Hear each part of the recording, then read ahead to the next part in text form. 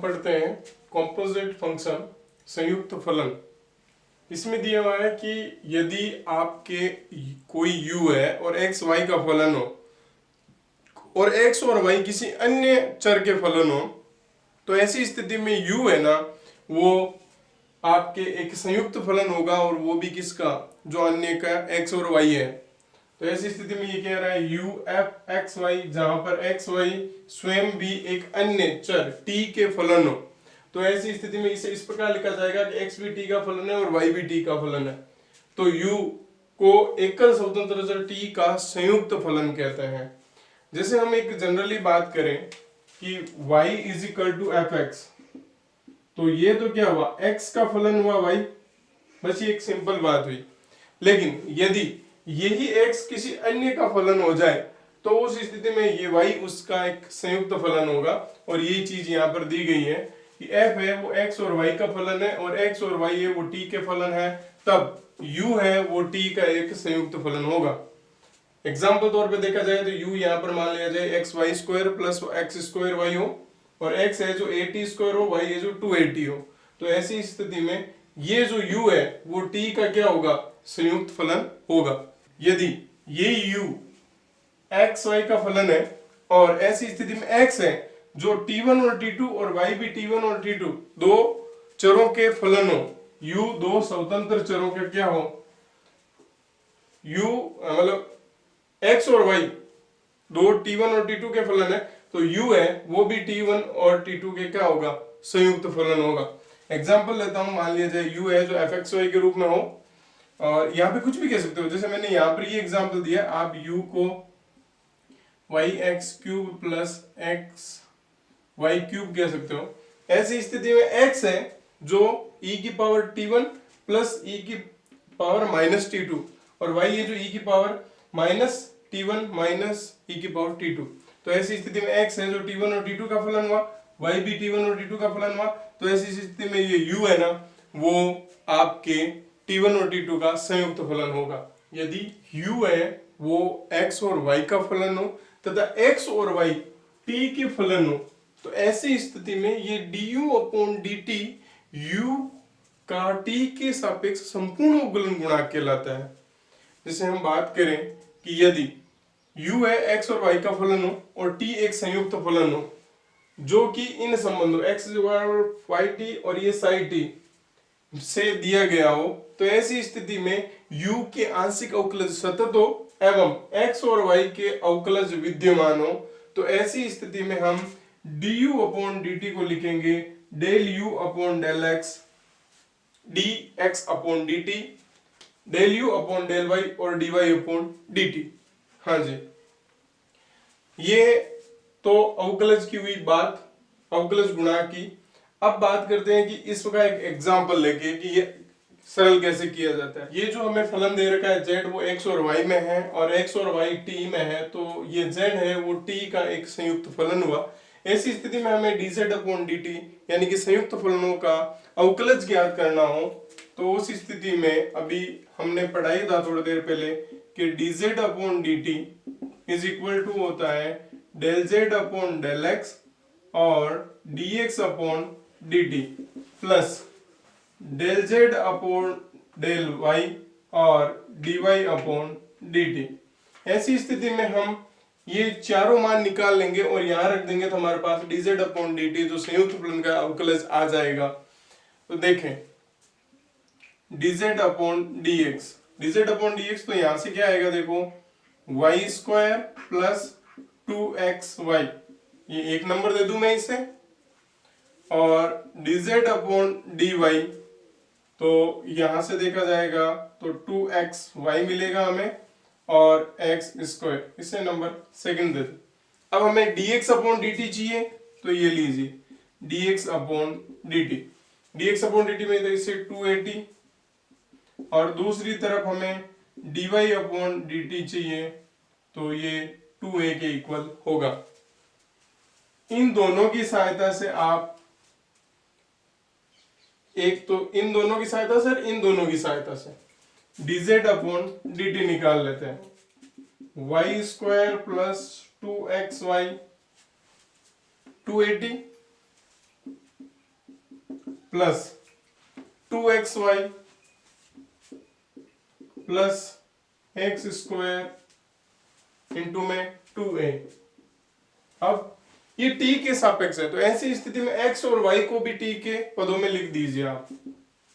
y square 4a square t square plus 2 into x, 80 square 280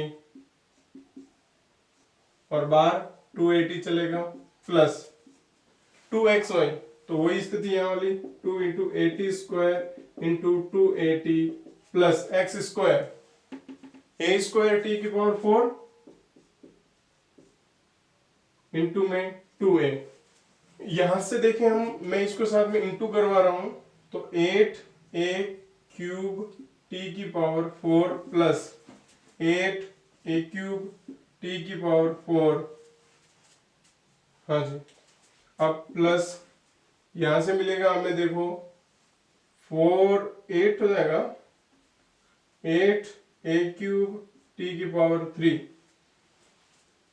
ये 3 रहेगा, और plus यहां से हो जाएगा 2a क्यूब टी की पावर 4। हाँ जी, ये हो जाएगा देखो 16a क्यूब टी की power 3 plus 10a cube T की पावर 4। बाहर आ जाएगा आपके देखो 2a क्यूब टी क्यूब, तो यहां से मिलेगा 8 प्लस ये आ जाएगा आपके 5t dz अपॉन dt के रूप में।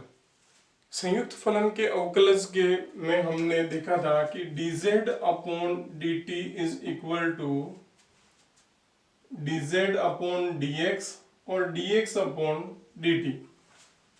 हाँ जी, और प्लस dz अपॉन dy और dy अपॉन dt। लेकिन यदि हम बात करें चेंज ऑफ वेरिएबल की, यदि देखा जाए कि कोई फलन है जो कि x और y का हो, और x है जो t1 और t2 का फलन तथा y है जो t1 और t2 का फलन हो, तो ऐसी स्थिति में हम del u upon del t1 निकालेंगे, तो ये होगा del u upon del x और del x upon del t1 plus del u upon del y और del y upon del t1। हाँ जी, इसी प्रकार del u upon del t2 निकाला जाएगा, तो वो होगा del u upon del x into में del x upon del t2 plus del u upon del y और del y upon del t2। इन्हें कहते हैं चरों का परिवर्तन। इससे रिलेटेड हमारे पास क्वेश्चन होंगे, वो हम करेंगे, तब आपको और अच्छे से ये समझ में आ जाएगा कि ये कैसे आते हैं, कैसे होता है। इसमें बताया गया है कि यदि z है वो चर x और y का फलन हो, और x है जो u और v का फलन हो, ऐसी स्थिति में z u v का क्या हुआ, संयुक्त फलन हुआ, और हमें यह सिद्ध करना है।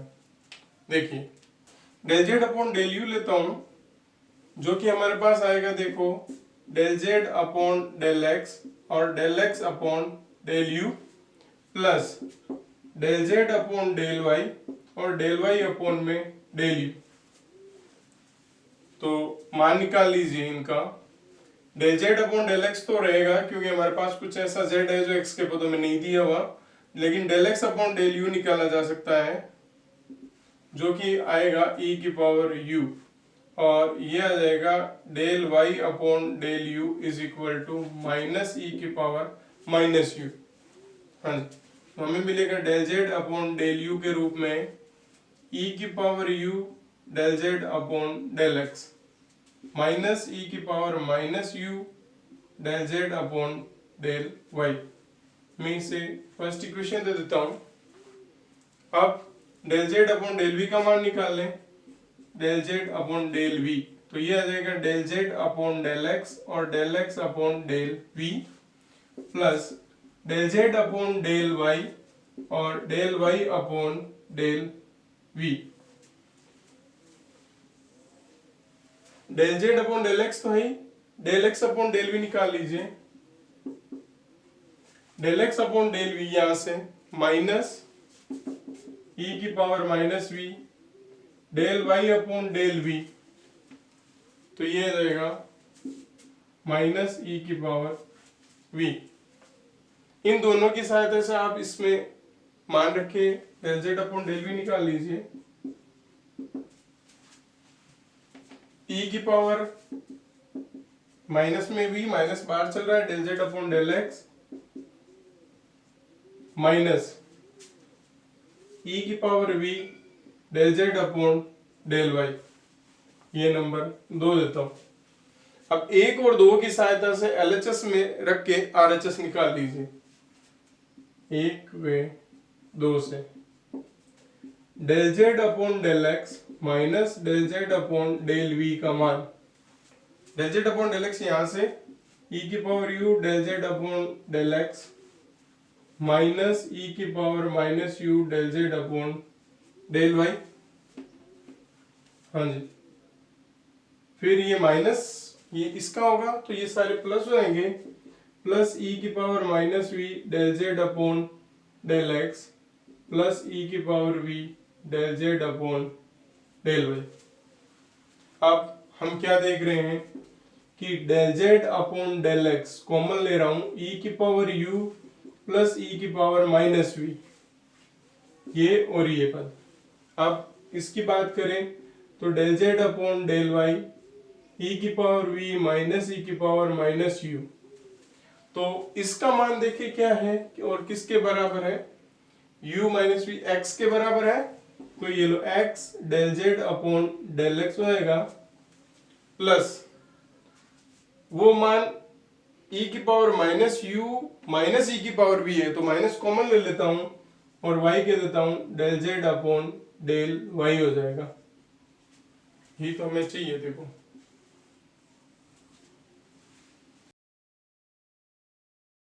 नेक्स्ट जो हमारे पास टॉपिक है वो है इम्प्लिसिट फंक्शन, यानी कि अस्पष्ट फलन।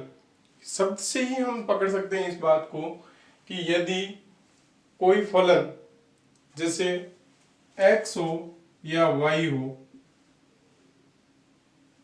ये x y के रूप में नहीं दर्शाया जा सकता हो या y है जो x के रूप में नहीं दर्शाया जा सकता हो, तो उसे इम्प्लिसिट फंक्शन कहते हैं। अगर मैं पहले बात करूं कि y is equal to F X, तो ये y है जो x का फलन हुआ। कैसे, y is equal to X square plus 2x plus 3, तो इसे x के रूप में लिखा जा रहा है y को, तो ऐसी स्थिति में ये स्पष्ट फलन हुआ, अस्पष्ट फलन नहीं हुआ। अस्पष्ट फलन में देखा जाए तो पहले उदाहरण देखिए फिर हम इसकी बात करेंगे। जैसे x की पावर y प्लस y की पावर x, तो अब इसे y के रूप में या x के रूप में अलग से लिखा नहीं जा सकता। तो इस प्रकार दो चर x तथा y में फलन f X Y is equal to 0 हो, ऐसा हो कि यह y x के पदों में या आपके x है जो y के पदों में स्पष्ट हल नहीं किया जा सके, तो ऐसी स्थिति में इसे अस्पष्ट फलन कहते हैं। ये एग्जाम्पल हमने देख लिया। जैसे मैं यदि ये बात करूं X square plus Y square is equal to 3, तो ऐसी स्थिति में X square 3 minus Y square और x is equal to root of 3 minus Y square, तो ये f है वो फलन किसका है, y का है, तो ये स्पष्ट फलन हुआ। लेकिन अब इससे बात करें हम तो x की power y is equal to C minus y की पावर x, तो ऐसी स्थिति में देखो x यहाँ पर भी बना हुआ है, x यहाँ पर भी बना हुआ, अलग नहीं किया जा सकता, तो ऐसी स्थिति में इसे अस्पष्ट फलन कहते हैं।